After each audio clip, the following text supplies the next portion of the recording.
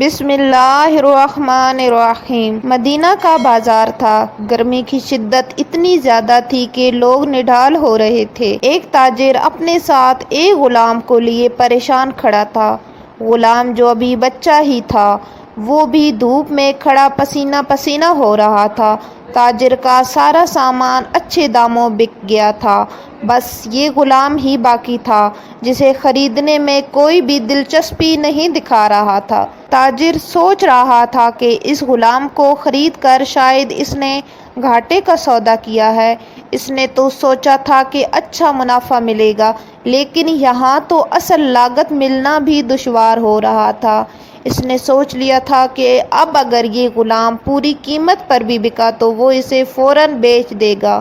مدینہ کی ایک لڑکی کی اس غلام پر نظر پڑی تو اس نے تاجر سے پوچھا کہ یہ غلام کتنے کا بیچو گے؟ تاجر نے کہا کہ میں نے اتنے میں لیا ہے اور اتنے کا ہی دے دوں گا۔ اس لڑکے نے بچے پر ترس کھاتے ہوئے اسے خرید لیا۔ تاجر نے بھی خدا کا شکر ادا کیا اور واپسی کی راہ لی۔ مکہ سے ابو حذیفہ مدینہ آئے تو انہیں بھی اس لڑکی کا قصہ معلوم ہوا۔ لڑکی کی رحم دلی سے متاثر ہو کر انہوں نے اس کے لیے نکاح کا پیغام بھیجا، جو قبول کر لیا گیا۔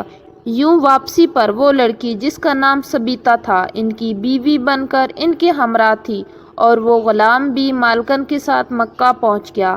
ابو حذیفہ مکہ آ کر اپنے پرانے دوست عثمان ابن عفان سے ملے تو انہیں کچھ بدلا ہوا پایا اور ان کے رویے میں سرد مہری محسوس کی۔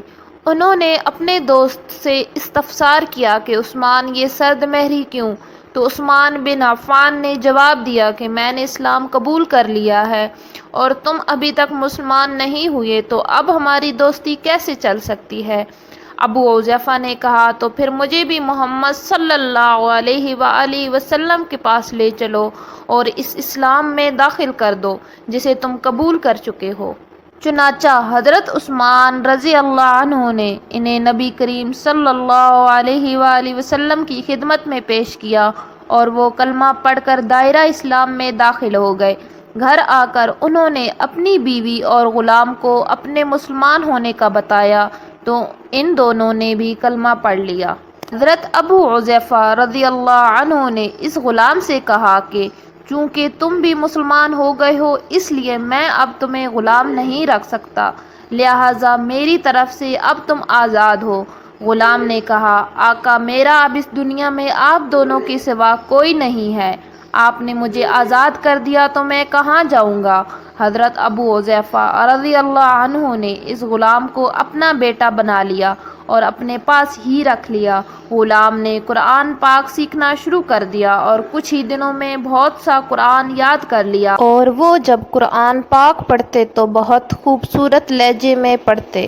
ہجرت کے وقت نبی کریم صلی اللہ علیہ وآلہ وسلم سے پہلے جن صحابہ نے مدینہ کی طرف ہجرت کی، ان میں حضرت عمر رضی اللہ عنہ کے ساتھ حضرت ابو حذیفہ رضی اللہ عنہ اور ان کا یہ لے پالک بیٹا بھی ساتھ تھا۔ مدینہ پہنچ کر جب نماز کے لیے امام مقرر کرنے کا وقت آیا تو اس غلام کی خوبصورت تلاوت اور سب سے زیادہ قرآن حفظ ہونے کی وجہ سے انہیں امام چن لیا گیا، اور ان کی امامت میں حضرت عمر رضی اللہ عنہ جیسے جلیل القدر صحابی بھی نماز ادا کرتے تھے۔ مدینہ کے یہودیوں نے جب انہیں امامت کرواتے دیکھا تو حیران ہو گئے کہ یہ وہی غلام ہے جسے کوئی خریدنے کے لیے تیار نہ تھا۔ آج دیکھو کتنی عزت ملی کہ مسلمانوں کا امام بنا ہوا ہے۔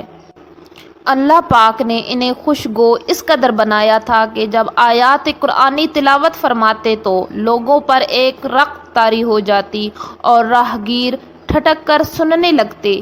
ایک دفعہ ام المؤمنین حضرت عائشہ رضی اللہ عنہا کو رسول صلی اللہ علیہ وآلہ وسلم کے پاس حاضر ہونے میں دیر ہوئی۔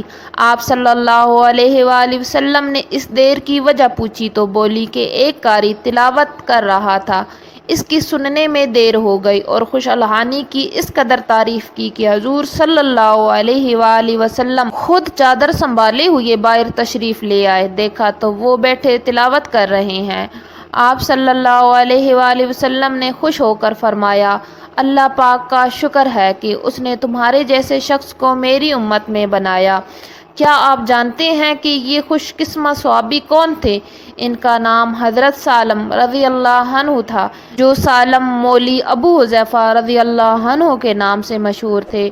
انہوں نے جنگ موتا میں جام شہادت نوش کیا۔ اللہ کی کروڑ ہا رحمتیں ہوں ان پر۔